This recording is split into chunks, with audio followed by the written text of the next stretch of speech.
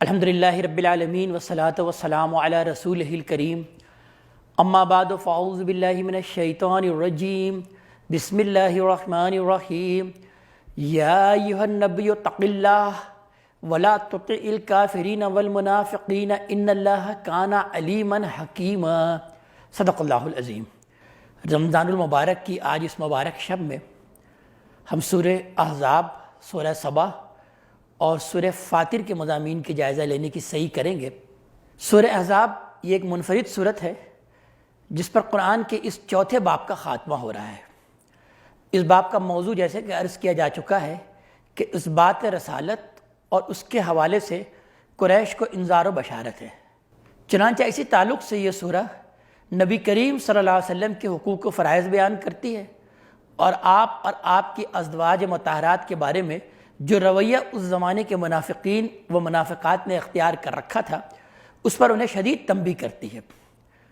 نیز مسلمانوں کو ہدایت کرتی ہے کہ اس کے مقابلے میں وہ اپنے ربی پر بھروسہ رکھیں۔ اس کی مدد شامل حال رہی تو یہ ان کو کچھ بگاڑ نہ سکیں گے، جیسا کہ غزوہ احزاب کے موقع پر ہوا۔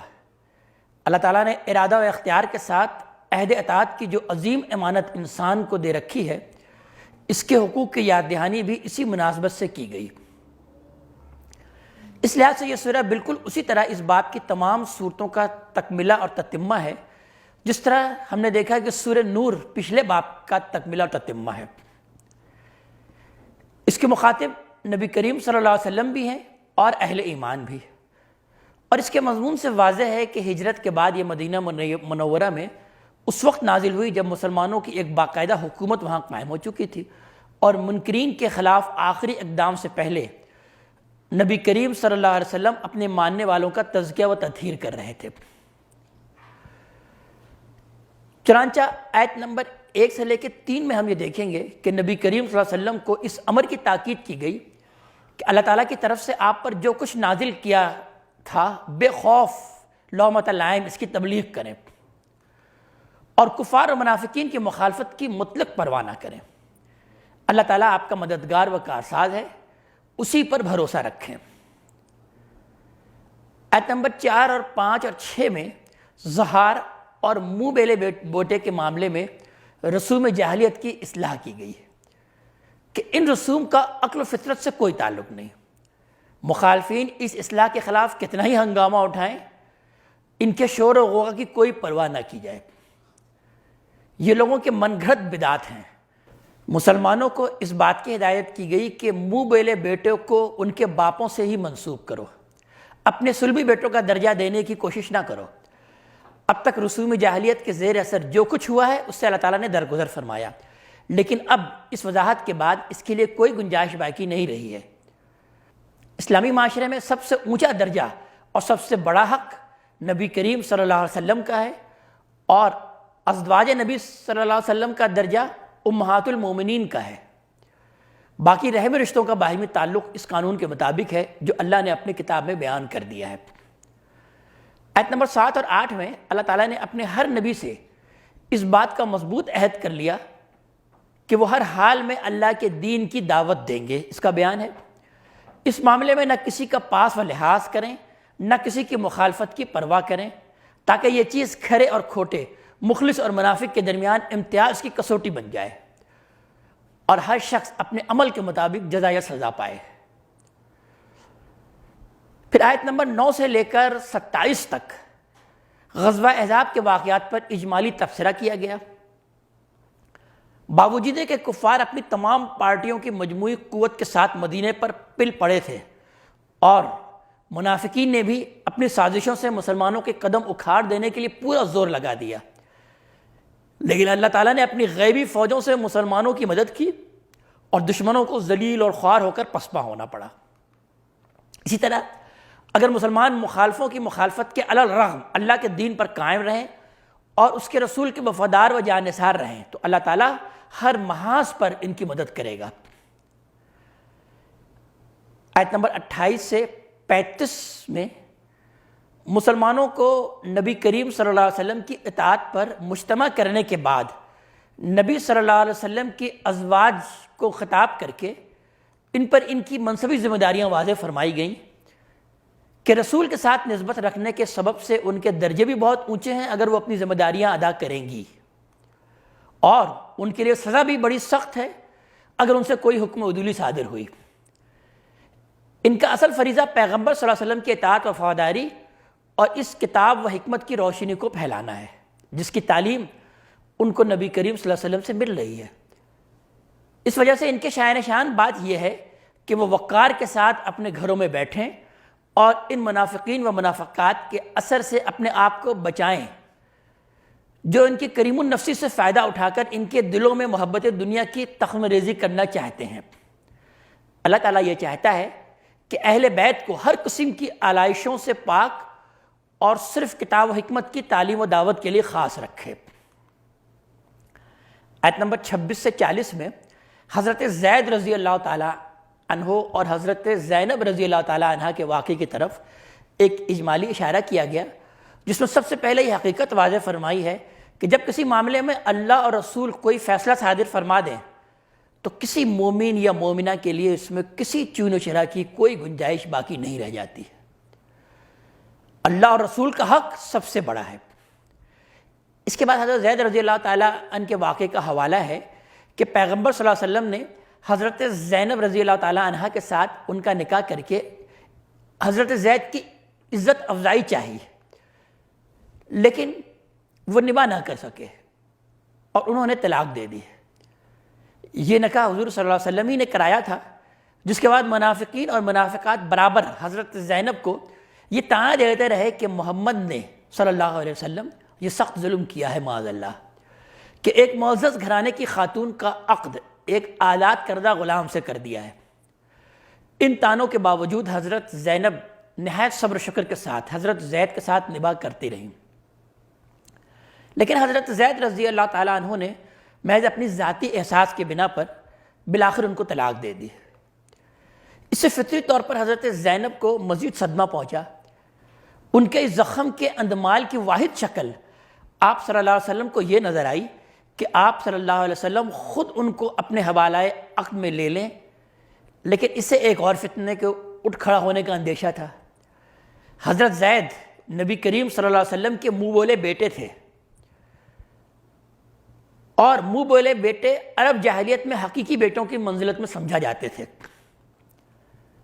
حضرت زینب کے ساتھ آپ کے نکاح کو مخالفین فتنہ انگیزی کا ذریعہ بناتے کہ اس شخص نے یعنی نبی کریم صلی اللہ علیہ وسلم نے اول تو ایک شریف زادی کا نکاح اپنے ایک آزاد کردہ غلام سے کیا، اور اب اپنے منہ بولے بیٹی کی بیوی سے خود نکاح رچا لیا۔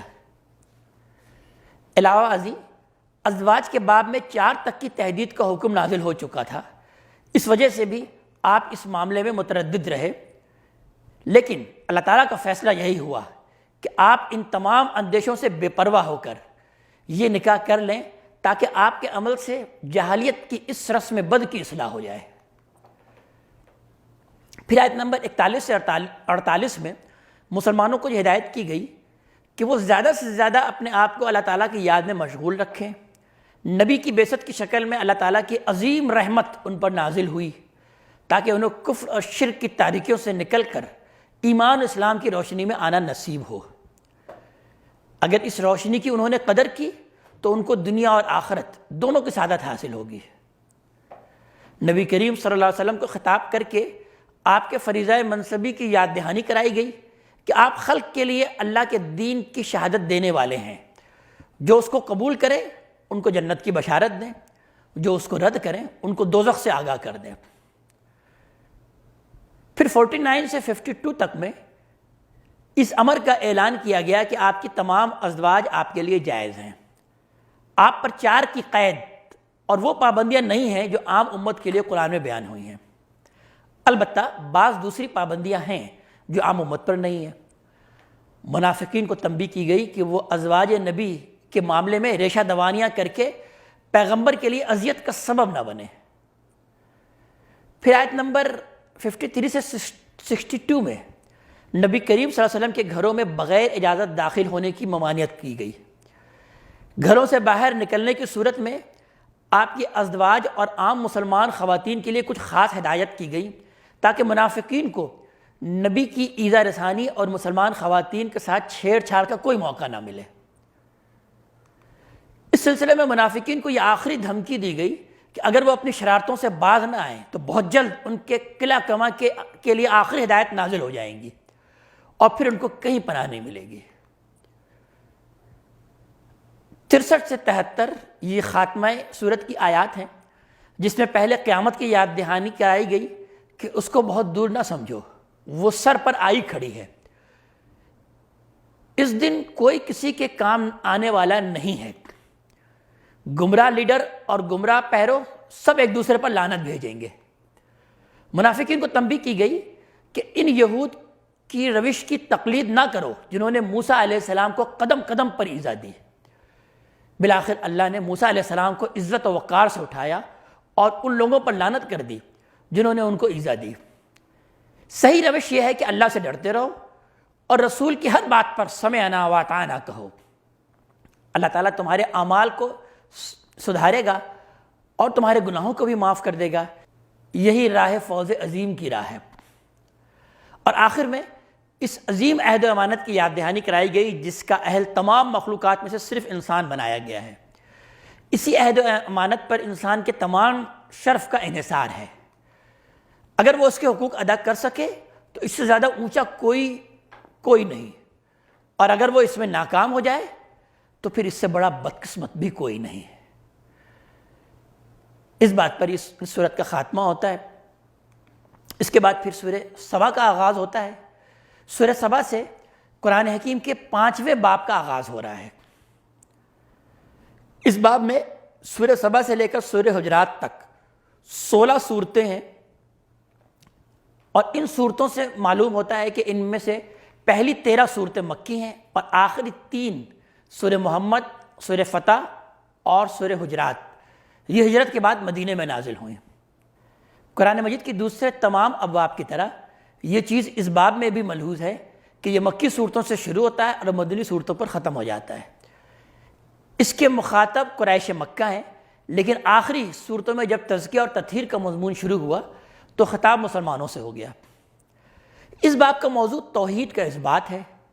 اس کے حوالے سے قریش کو انذار اور نبی کریم صلی اللہ علیہ وسلم اور آپ کے ماننے والوں کے لیے غلبہ حق کی بشارت اور ان کا تزکیہ و تطہیر ہے۔ اس باب کی صورتیں اس طرح سے ترتیب دی گئی ہیں کہ رسول اللہ صلی اللہ علیہ وسلم کی دعوت کے مختلف مراحل اس ترتیب سے بالکل نمایاں ہو کر سامنے آ جاتے ہیں۔ چنانچہ آپ دیکھتے ہیں کہ سورہ سبا اور سورہ فاطر تک مرحلہ انذار عام ہے۔ پھر سورہ یاسین ایک منفرد سورہ ہے جس سے مرحلہ اتمام حجت شروع ہو جاتا ہے، اور پھر اس کا خاتمہ سورہ صاد پر جا کر ہوتا ہے۔ اس کے بعد احقاف تک مرحلہ ہجرت و برات ہے، اور آخر میں اقدام کی تیاری، فتح و نصرت کی بشارت اور تزکیہ و تطہیر کے مرحلے کی صورتیں ہیں۔ یہ سورہ محمد سے شروع ہوتی ہیں اور الحجرات پر ختم ہو جاتی ہیں۔ سورہ سبا اور سورہ فاطر یہ دونوں صورتیں اپنے مضمون کے لحاظ سے پیر صورت ہیں۔ دونوں میں انذار و بشارت کے ساتھ ساتھ اللہ تعالیٰ کی شکر گزاری کی دعوت دی گئی ہے اور اس کی توحید کا اثبات کیا گیا ہے۔ چنانچہ دونوں کا موضوع بھی ایک ہی ہے۔ پہلی صورت میں البتہ تاریخی استدلال اور دوسری میں فرشتوں کی الوہیت کا ابطال کیا گیا۔ انہیں الحمدللہ سے شروع کر کے ان کے اس تعلق کو قرآن نے بڑی خوبصورتی سے واضح کر دیا۔ چنانچہ سورہ سبا کی آیت نمبر 1 سے 9 ہم دیکھتے ہیں کہ یہ تمہیدی نوعیت کی ہے، جس میں اللہ تعالیٰ ہی کی سزاوار شکر ہونے کی دعوت ہے، اس لیے کہ آسمان اور زمین میں جو کچھ ہے سب اسی کا ہے، اور آخرت میں بھی تمام اقتدار اسی کا ہوگا۔ اس کا علم ہر چیز کا احاطہ کیے ہوئے ہے، اس وجہ سے نہ کسی کا کوئی عمل اس سے مخفی رہے گا اور نہ کوئی کسی کو اپنی باطل سفارش سے چھوڑا سکے گا۔ جو لوگ یہ سمجھتے ہیں کہ آخرت نہیں ہے وہ سخت گمراہی میں ہیں۔ آخرت ایک حقیقت اور اللہ کی صفت عدل کا ظہور ہے۔ آیت نمبر 10 سے 14 میں قریش کی تنبیہ کے لیے حضرت داؤد علیہ السلام، حضرت سلیمان علیہ السلام کی مثال دی گئی کہ ان کو اللہ تعالیٰ نے دنیا کی تمام نعمتیں عطا فرمائیں، لیکن وہ غرور اور استکبار میں مبتلا نہیں ہوئے، بلکہ اپنے رب کے شکر گزار اور فرما بردار بندے بن کر رہے۔ انہوں نے دنیا کے فتنے میں مبتلا ہو کر شیاطین کی پیروی نہیں کی، بلکہ شیاطین سے بھی اپنی پیروی کروائی۔ جو اپنے رب کی فرما برداری کرتے ہیں اللہ تعالیٰ شیاطین کو بھی ان کی غلامی میں دے دیتا ہے، اور جو اپنے رب کی ناشکری کرتے ہیں شیاطین ان پر مسلط ہو جاتے ہیں اور ان کو شیاطین کی غلامی کرنی پڑتی ہے۔ 15 سے 21 میں ملک سبا کی مثال دی گئی، جس میں یہ واضح ہوتا ہے کہ اللہ کی نعمتیں پا کر جو قومیں اللہ کی ناشکر گزاری کے بجائے طغیان اور فساد میں مبتلا ہو جاتی ہیں اللہ تعالیٰ ان کو نہایت عبرت انگیز سزا دیا کرتا ہے۔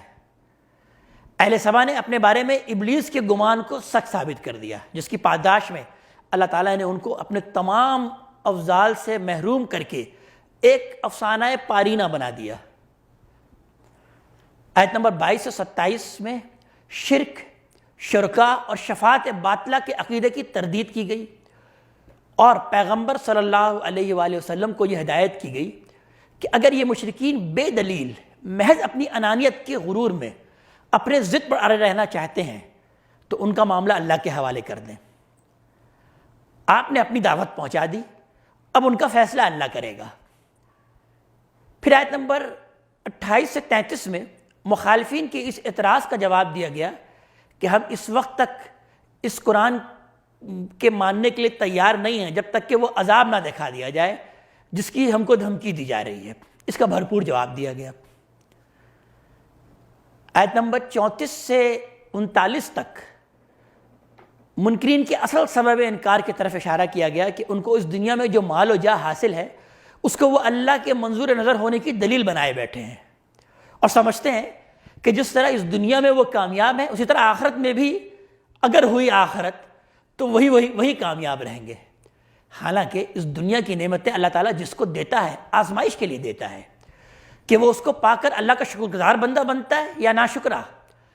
آخرت میں اس کے ساتھ اللہ کا معاملہ اس کے عمل کے مطابق ہوگا۔ آیت نمبر 40 سے 43 میں یہ تنبیہ کی گئی کہ اپنے جن معبودوں کی حمایت میں یہ لوگ قرآن اور پیغمبر صلی اللہ علیہ وسلم کی مخالفت کے لیے آج آستینے چڑھائے ہوئے ہیں، ان میں سے ملائکہ کا حال یہ ہوگا کہ جب اللہ قیامت کے دن ان سے سوال کرے گا کہ یہ لوگ تمہاری پوجا کرتے رہے ہیں تو وہ اس سے فوراً اظہار برات کریں گے۔ 44 سے آخر تک پھر یہ خاتمہ صورت ہے، جس میں پہلے تو اس عظیم احسان کی طرف توجہ دلائی ہے کہ جو اللہ تعالیٰ نے اس کتاب کی صورت میں ان لوگوں پر فرمایا ہے جو اس سے پہلے قرآن اور کتاب سے بالکل ناآشنا تھے۔ پھر نہایت ناصحانہ انداز میں ان کو معاملے پر سنجیدگی کے ساتھ غور کر کے فیصلہ کرنے کی دعوت دی گئی، اور آخر میں دھمکی دی گئی کہ اگر یہ وقت نکل گیا تو پھر ہمیشہ کے لیے پچھتاؤ گے، اس لیے کہ گزرا ہوا وقت ہاتھ میں نہیں آئے گا۔ پھر سورہ فاطر شروع ہوتی ہے۔ یہ سورہ جیسا کہ میں نے عرض کیا کہ سورہ سبا ہی کی پیر سورت ہے، اس وجہ سے دونوں کے مضامین میں کوئی خاص فرق نظر نہیں آتا۔